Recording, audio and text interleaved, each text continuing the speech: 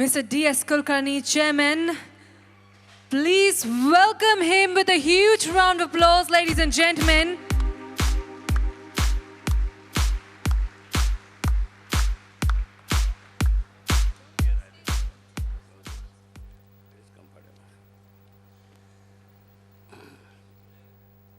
दोस्तों नमस्कार। देखो मैं एक घाटी आदमी हूँ, पूना से आया हूँ। जब पैदा हुआ तो बच्चा रोता है, नेचुरली मैं मराठी में रोया, बिकॉज मेरा मदर टंग इज़ मराठी। रोया मराठी में, हंसा मराठी में, डांस भी मराठी में किया, झगड़ा गाली सब मराठी में देता हूँ। बचपन से कॉर्पोरेशन के स्कूल में सीखा हूँ, कभी अंग्रेजी का गन नहीं लगाया। तो try to understand, I can speak English very fluently because I am doing the business in Korea, China. I have a partner in Korea, partner in Italy. I am working in America, I have working in England, then France I have the partner, Japanese I have the partner, at least 8 countries I am working. But wherever the business language come, English or any language doesn't problem me. But जब दिल की भाषा करना है तो माँ की भाषा अच्छी रहती है।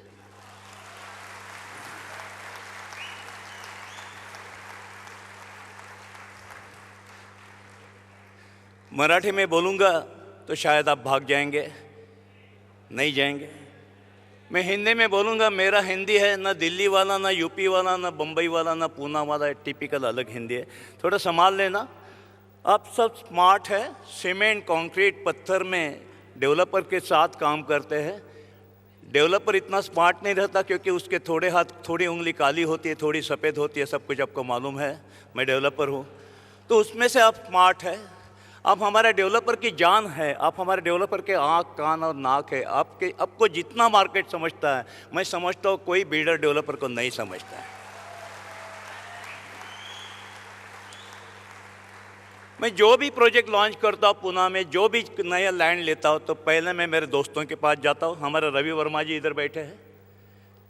रवि वर्मा कहाँ है? वहाँ आपके पास मैं फ़ोन साफ करने को आता था, याद है? टेलीफोन साफ करता था आपका।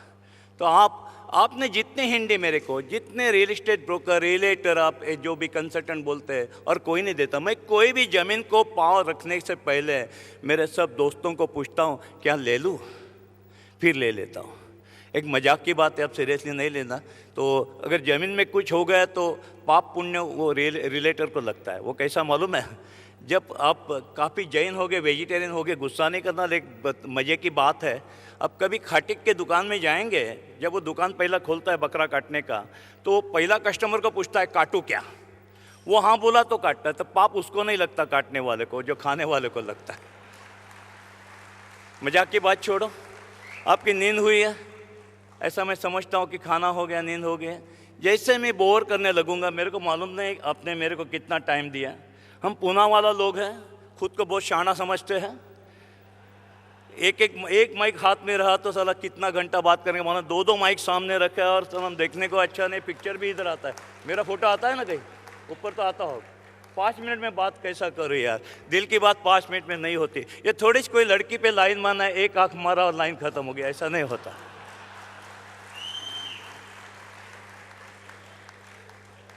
दोस्तों, हो सके उतना आपको समझाता हूँ। मेरी ज़िंदगी बहुत इंटरेस्टिंग है। मैं कभी नहीं बोलता मैं गरीब था।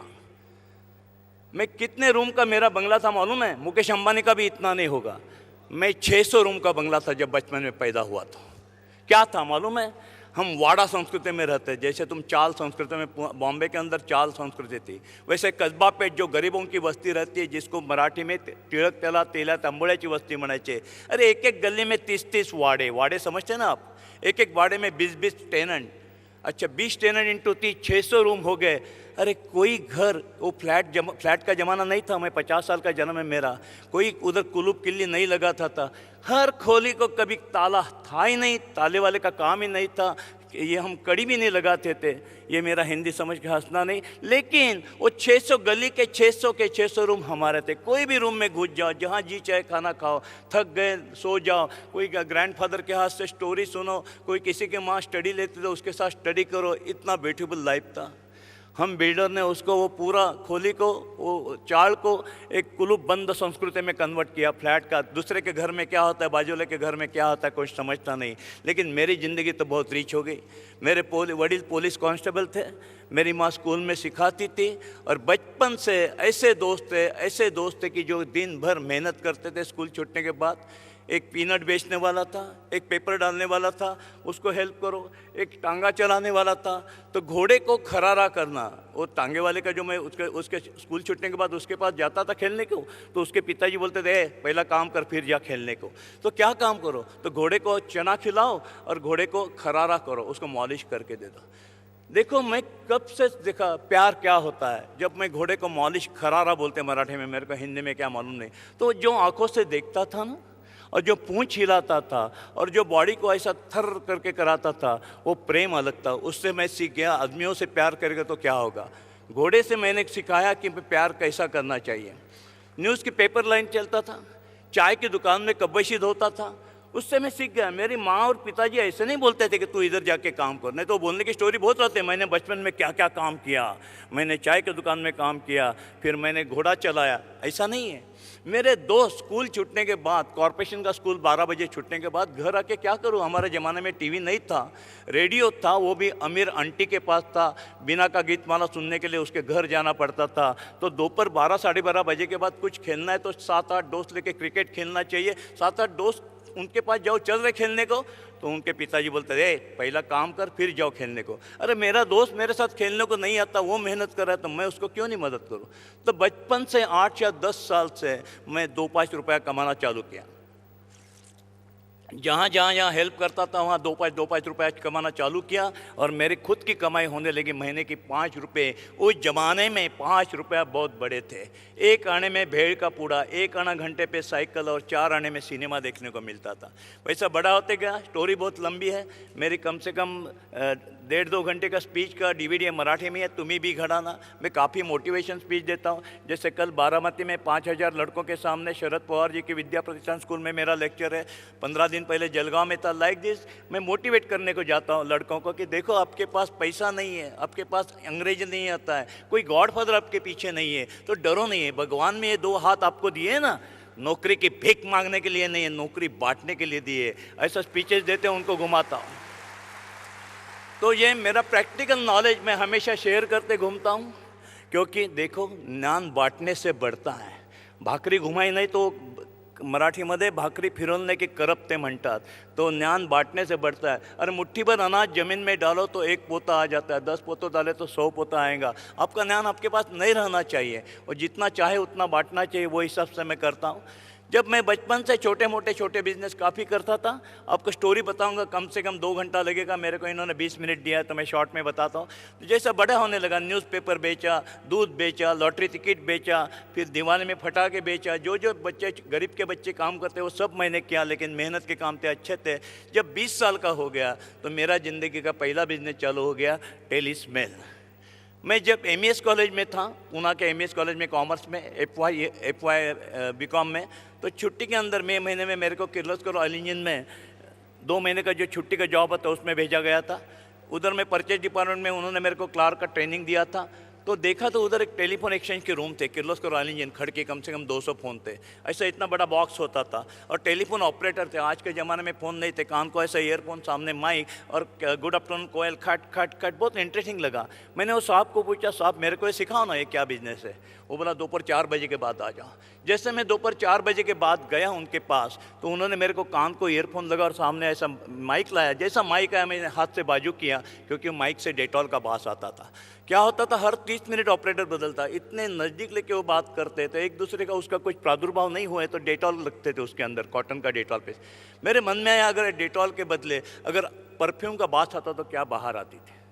मैंने सीधा, मैं वैसा बचपन से काफ़ी क्या बोलते हैं, नॉटी बॉय बोलते नहीं, मैंने मेरे एक लड़की से प्यार था, 20 साल की शादी भी कर डाली थी। मेरे बड़े भाई की बड़े सिस्टर की शादी होनी थी, मैंने डेयरिंग करके शादी तो कर डाली थी। मैंने मेरे मिसेस को बोला कि देख अगर ये फ़ोन में से खुशबू आए तो क्या अच्छा होगा, और उन्होंने रिसर्च करके हमारा पहला बिजनेस चालू हो गया। एक पेट्रोल पंप पे जाके हमने मिन क्रीम का डब्बा लाया, लाल कलर का, सफ़ेद क्रीम नहीं थी। एक येलो फटका लाया, एक कैंची लाया, फिर एक घिसाड़े के पास जाके टेलीफोन का डाय बनाया और टेलीफोन जो पुराने स्टाइल के थे। और उस ज़माने में फ़ोटो जो हम ब्लैक पेपर पे चिपटाते थे, टेलीफोन का फ़ोटो एल्बम का ब्लैक पेपर था, वो लाया। डेटॉल का बॉटल लाया। केलकर अत्तर वाले के पास जाके अत्तर लाए और मेरा पहला बिजनेस चालू हो गया। 70 रुपया कैपिटल लगा मेरे को सब मिला के उसमें। उससे पहला बिजनेस जैसा चालू हो गया, मैं घर घर जाता था। आपके घर हर मंडे आ जाओ, महीने में 4 दफ़ा आ जाओ, आप मेरे को 3 रुपया देना। मैं सुबह से शाम तक 150 फ़ोन साफ करता था और मेरा टर्नओवर रोज का होता था 80 रुपया। सुबह 7 बजे साइकिल निकली, चिंचवड़ तक जाता था। आगे आगे बॉम्बे में अप डाउन करता था, आपके गिरगांव में, आपके दादर में, आपके मोहम्मद अली रोड के ऊपर क्रॉफर्ड मार्केट में, सभी जगह फ़ोन साफ करता था। डेक्कन क्वीन से अप डाउन करता था। और उस ज़माने में रोज़ का 80 का टर्न और महीने का 2200-2400 का टर्न होता था। This is the story of 1970। अब ध्यान से देखो मेरे को मेहनत से क्या क्या मिलता था। 1970 में 2400 का टर्न और 2200-2400 का, इससे टोटल लेबर लाइन होते हुए फिर मटेरियल के कॉस्ट कम, लेबर का पैसा ज़्यादा, मेरे को महीने का 1400-1500 रुपये मिलता था। अब बोलेंगे 1400-1500 से क्या होगा? दोस्तों, मैं अगर बीकॉम पूरा हो जाता था, जो हो गया आगे, अगर मैं TY बीकॉम पूरा होने के बाद, मेरा नाम कुलकर्णी है, कुलकर्णी का मतलब मराठी में कारकुन रहता है। हम सब कुलकर्णी को बैंक में चिकटा देते, जैसा पोस्ट का स्टैम्प चिकटाते वैसा कोई ना कोई वैसा लगे बैंक में हमको क्लार्क बना के चिकटा देते थे। तो वो अगर मैं बीकॉम होने के बाद, उस समय महाराष्ट्र बैंक के जूनियर क्लार्क का पगार था 210 रुपया। उसके आगे 350-450 मैनेजर का पगार कोई भी पूछो। 1970 में मैनेजर 750 रुपये महीना पगार था। और अभी मैं बीकॉम नहीं हुआ हूँ, लेकिन सुबह से शाम तक साइकिल पे जाता हूँ। ऐसा था, एकदम दुबला पतला। अभी जरा बिल्डर होने के बाद थोड़ा मोटा हो गया। तो वो 1200-1400 मिलता था। बचपन से आदत लगे, कोई कैपिटल नहीं, कोई भांडवल नहीं, काफ़ी बिजनेस में करता था। आपको स्टोरी सुनाऊंगा तो बहुत अलग अलग स्टोरी है। उससे जैसे मैं ये टेलीफोन साफ करने का बिजनेस करता था, उससे मैं पेंटिंग कॉन्ट्रैक्टर बन गया। अब के बार मैं पेंटिंग करने को आ जाओ तो आप बोलते हैं भैया अगले मंडे आ जाना। मैं बोला क्यों अगले मंडे क्यों आऊँ? फर्नीचर नहीं ख़त्म हो गया। अरे मेरे सब डेली वेजेस के लेबर है, पेंटर है, उसका सैलरी कौन देगा? अभी क्या करूँ? तो मेरे बीच में हर्डल किसका आया? फर्नीचर का। मैं खुद फर्नीचर कॉन्ट्रैक्टर बन गया। एक दिन किर्लोस्कर का बंगला पेंट कर रहा था और लीकेज चालू हो गया। स्टॉप वर्क के ऑर्डर आई, पहला वाटर प्रूफिंग होने दो। मैं बोला अरे वापस यही प्रॉब्लम आ गया। जब भी जो प्रॉब्लम आया वो बिजनेस में मैं घुस गया। फिर मैं वाटर प्रूफिंग कॉन्ट्रैक्टर बन गया। फिर मैं घर के छोटे मोटे सब काम करने लगा। आपके घर में जो भाभी जी उस जमाने में मोज़ैक के प्लेटफॉर्म थे, ये सब मैं पूना की स्टोरी बना रहा हूँ। आप सब साउथ बॉम्बे के हैं, आप सब कुबेर है। अब ये गरीबों की स्टोरी कैसे सुनेंगे मेरे को मालूम नहीं कि उस साउथ बॉम्बे में तभी से कुछ मार्बल और ग्रेनाइट के ओटे रहेंगे, किचन प्लेटफॉर्म रहेंगे। लेकिन बहुत खुशी होती है कि आज साउथ बॉम्बे के कुबेर लोगों के सामने एक पूना का आदमी स्टोरी बताता है, बहुत मज़ा आता है। I am happy for this. तो मैं घर में भाभी को बोलता, भाभी जी किचन प्लेटफॉर्म बदल देता हूँ ना, इलेक्ट्रिक प्लम्बिंग है ना, मैं करके देता हूँ, नल बदल के देता हूँ, वायरिंग बदल के देता हूँ, लादी बदल के देता हूँ, प्लास्टर करके देता हूँ। तो घर का कोना कोना रिपेयर करता था, पूरा घर क्यों नहीं बांधूँ? इसलिए मैं 1980 में मैं बिल्डर बन गया। मैंने मेरे हाथ से ब्रश हाथ में लिया है, रंदा हाथ से लिया है, प्लम्बिंग पाना हाथ से लिया, सब कुछ हाथ से किया है। मैंने किसी से करवा के नहीं लिया है। एवरी कॉन्ट्रैक्टिंग का मैंने काम किया। तो फिर उससे मैं बिल्डर बन गया, DS कुलकर्णी एंड कंपनी। वो भी स्टोरी अलग है।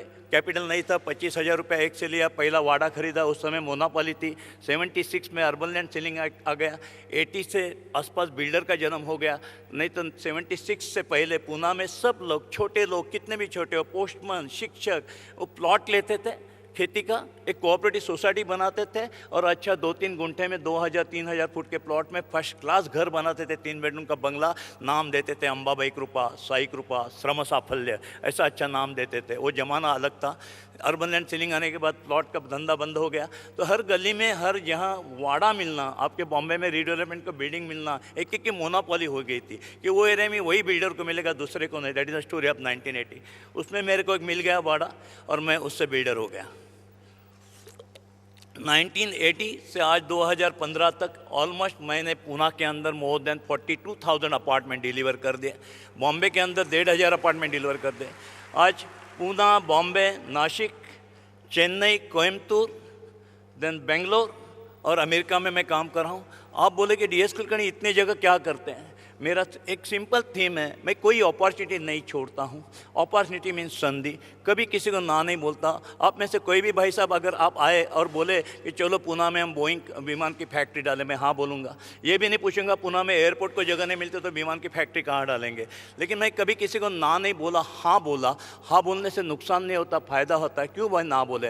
You be always a positive, कभी हम निगेटिव सोचते ही नहीं है। वो हिसाब से मैं जब बिल्डर बन गया तो बिल्डर जैसे बनते गया तो मैंने 1980 में एक बिल्डर हो गया। 1991 में मैंने मेरी कंपनी लिमिटेड करवा दी। क्यों करवा दी? 1991 में 60% ब्लैक और 40% वाइट का ज़माना था। इतना ग्रे मनी था। सब मेरे जो भी छोटे छोटे बिल्डर दोस्त थे वो हंसने लगे कि साला पागल है, तू पब्लिक लिमिटेड कंपनी बनाता है। क्योंकि कोई नहीं बनाता था। I am the first builder realtor की जो 1991 में एक प्राइवेट आदमी ने पब्लिक लिमिटेड बनाई। क्यों बनाई? मैं हमेशा कभी पैसे के लिए नहीं काम करता, पैसे के पीछे कभी नहीं भागता हूँ। जब मैं फ़ोन साफ करता था तो एसएल किर्लोस्कर का फ़ोन साफ करता था, शंतनुराव किर्लोस्कर का। उसके केबिन के बाहर पार्टी थी, उसके केबिन के ऊपर SL Kirloskar chairman and managing director. और एक 20 साल के लड़के को जो टेलीफोन साफ करता था, तभी मेरे को एक ही सपना भरा, एक दिन कोई ना कोई मेरे को CMD बोलेगा, चेयरमैन मैनेजिंग डायरेक्टर बोलेगा, sir you have 5 minutes more. Okay sir.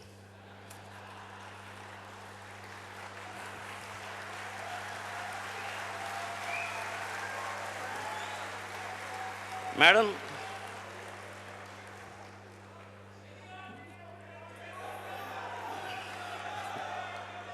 Okay okay okay okay. तो मैं CMD बन गया। 1993 में पहला पब्लिक भाषा, मैच्योरिटी कम थी। मैं काफ़ी कलाकारों के साथ काम करता हूँ। माधुरी दीक्षित मेरे रिलेटिव थी, भीमसेन जोशी के साथ मैंने काफ़ी काम किया। तो पहला पब्लिक इशू बोर्ड जो भी मैंने बोर्ड बनाया उसमें माधुरी दीक्षित को हमने डायरेक्टर कर लिया। 1993 में पहला पब्लिक इशू लाया, बराबर तारीख अप्रैल या मार्च, मैं हमेशा गड़बड़ करता हूँ। मेरे अंदाज से 25 अप्रैल को या 25 मार्च को मेरा पब्लिक इशू था और 13 मार्च या 13 अप्रैल को बॉम्बे में बॉम्ब ब्लास्ट हुआ। वो मार्च या अप्रैल इतना है, मैं गड़बड़ करता हूँ।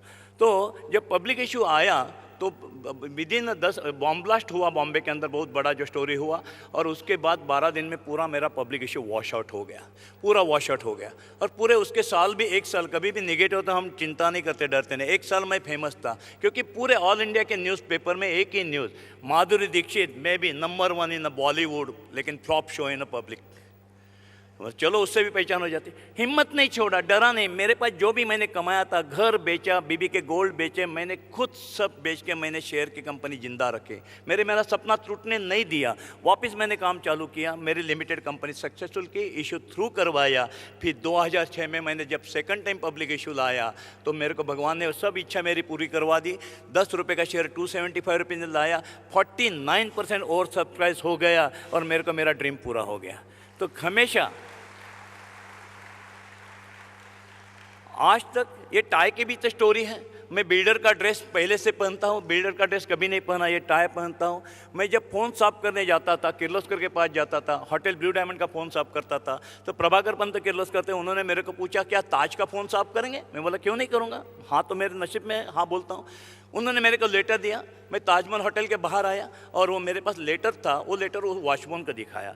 उसको लगा कि मैं कोई जॉब मांगने को आया, उसने मेरे को अंदर नहीं छोड़ा, काठी आपटा पे जा भाग, ऐसे इसको जॉब नहीं मिलता। अच्छा उस समय मेरा जो ड्रेस कोड था, मैं पूना का ड्रेस कोड था सिंपल। उस ज़माने में 1966 में मेरे एज के कोई हो तो कॉलेज के ज़माने की पैंट बेल बॉटम की पैंट रहते थे, घुटने तक टाइट और नीचे पायजामा, ऐसा वो फैशन था।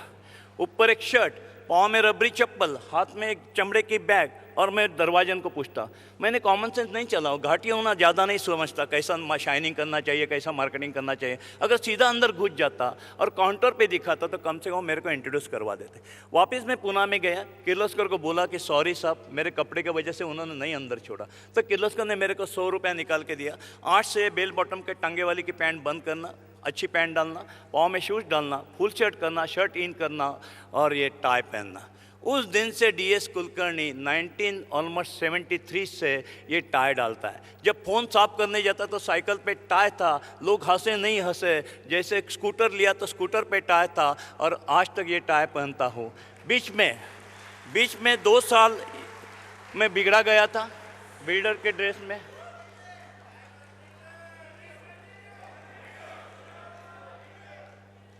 अभी मैं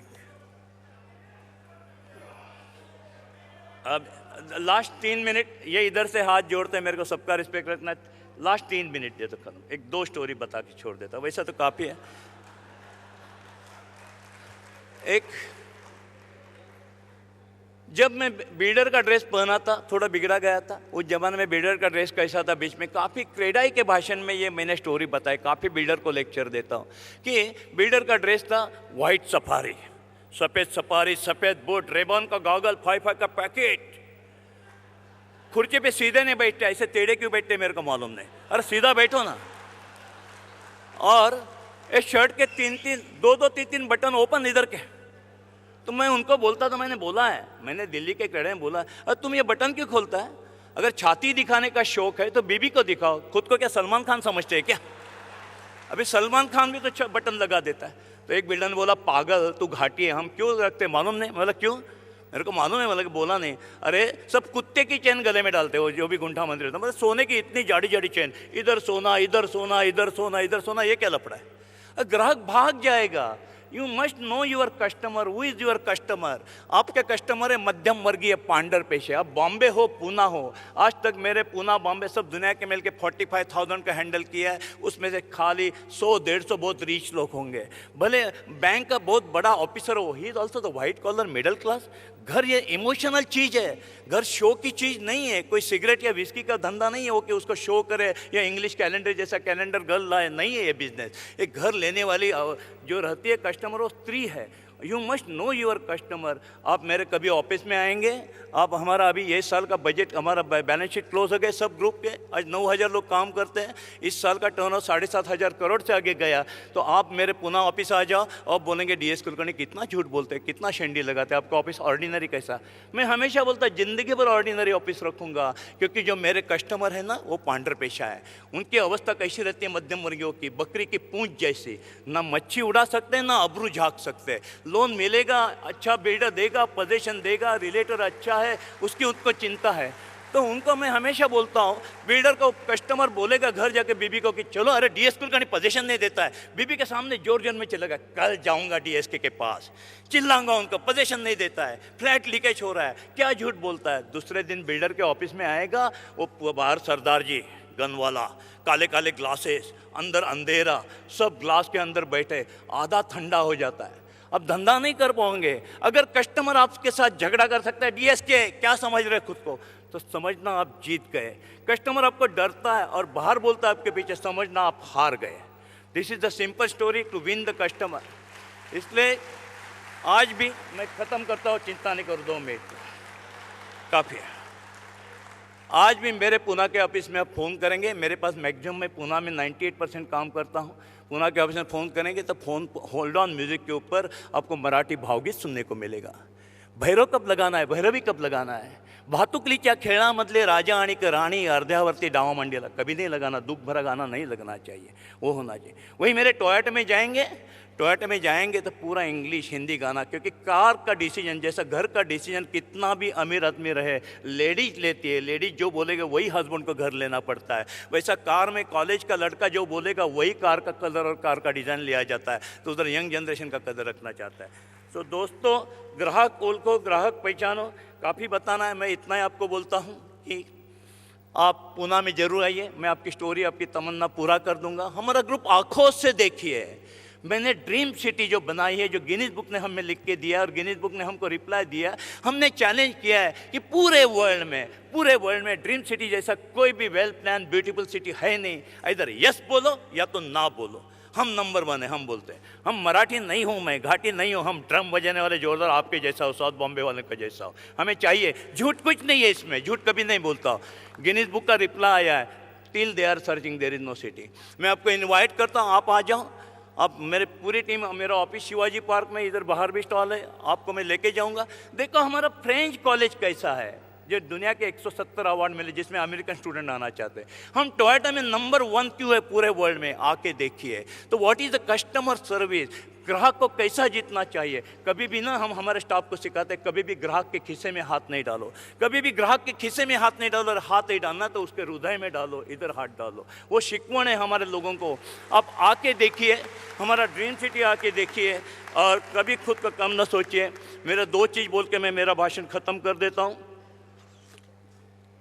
कभी मौका मिले फिर आपके साथ आऊँगा, कभी मैं खुद जब बुलाए तभी आ जाऊँगा। मैं APJ अब्दुल कलाम का मेरे को बहुत अच्छा लगता है। वो बोले, I may not be handsome but I can give my hand to someone who really need it. जो अपने पास है वो देने को सीखो मेरे दोस्त।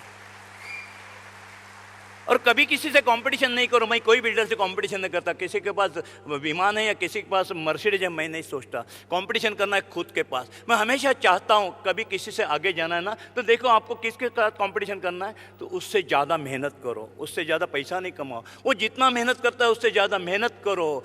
वो जितना ज्ञानी है उससे ज़्यादा ज्ञान कमाओ और वो उससे कम अपेक्षा रखो। उसके जैसे पैसे का लालची नहीं हो जाओ, आपके काम में आ जाएगा। आपको कोई जेलस शत्रु हो नहीं सकता। स्वामी विवेकानंद बहुत अच्छे बोल गए, I am always with you, whether you hate me और love me, I am always with you. Whenever you hate me I am in your mind, whenever you love me I am in your heart. बस यही story है, यही सुनो हमेशा। आमची मराठीच्या कवितेने and करतो देणाराने देत जावे, घेणाराने घेत राहावे, एके दिवशी देणाराने घेणाऱ्याच्या हातच घ्यावे। Thank you thank you.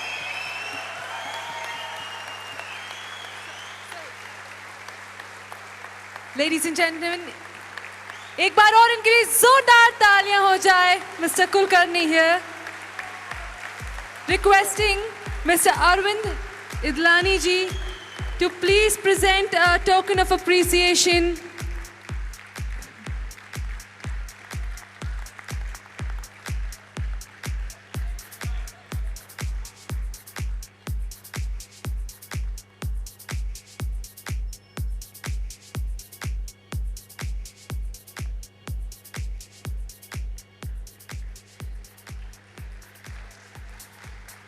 मिस्टर कुलकर्णी ने जिस खूबसूरती से अपनी कहानी बताई, ये हम सब के लिए एक मिसाल है। और एक बार और हम इनकी शिद्दत, इनकी ताकत के लिए और इनके जज्बे के लिए सलामी देते हैं। जोरदार तालियां हो जाए इनके लिए।